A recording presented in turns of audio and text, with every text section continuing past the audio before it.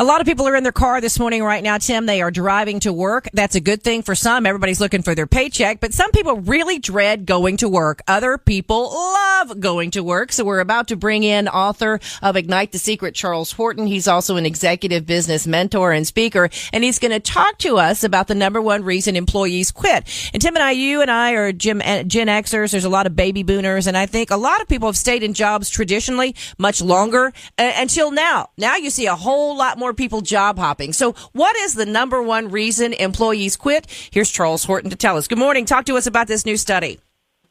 Good morning.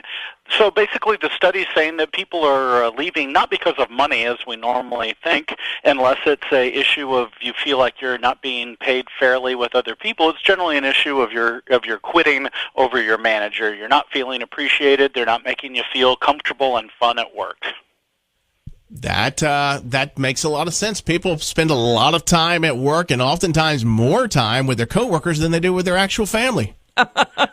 They absolutely do, and I always coach people that if you're going to spend that much time in one place, make sure you're happy at it and enjoy what you're doing. Find that right fit. Yeah, being happy at work is very important. Looking forward to getting up is very different than dreading every moment before you get to work. But, you know, being a manager is hard work, and I think some people are more suited to be managers than others.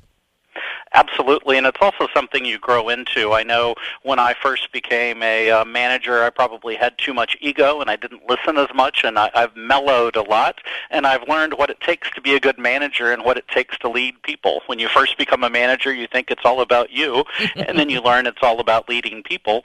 And there's some easy things that you can do as a manager to make sure that your employees are a lot happier. Make sure that you're making sure that they feel appreciated. Look for things that they're doing to reward them for. Yeah, and I think biscuits or donuts a good way to do that. That's what a lot of the radio guys say is donuts. I don't know if spiking that blood sugar is such a good idea or not. I know it wouldn't be good for me. I think seriously, it's just the gesture, because for those of us that come into work excruciatingly early, we don't always plan like we should. You can only go to the vending machine so many times. I think it's a gesture by your manager to say, "Hey, this is for you. I was thinking about you today. Keep up the good work," without even saying good job or bad job. I agree. Yep. The little things add up. You know, because not every Crystal or White Castle is open at 5 in the morning. I did McDonald's myself. See? Coming into the Thanksgiving and Christmas season, one thing that a lot of companies do, and I do myself, is we find organizations to help as a team. That gives you pride in your organization. You feel good about what you're doing, and you feel good about yourself because you're out helping people. You know, that's a great point. I have done volunteer work with my company, and we always go out thinking you're going to do something great for the organization when, in fact, it's a great team-building exercise, and you get so much more out of it yourself. Absolutely.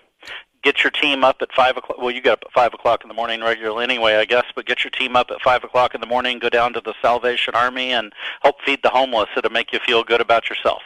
That's a great point. Charles Horton, author of Ignite the Secret. He's an executive business mentor and a speaker, and definitely check him out. Charles, thanks so much for spending a few moments with us on Memphis Morning News. Hope you have a great day.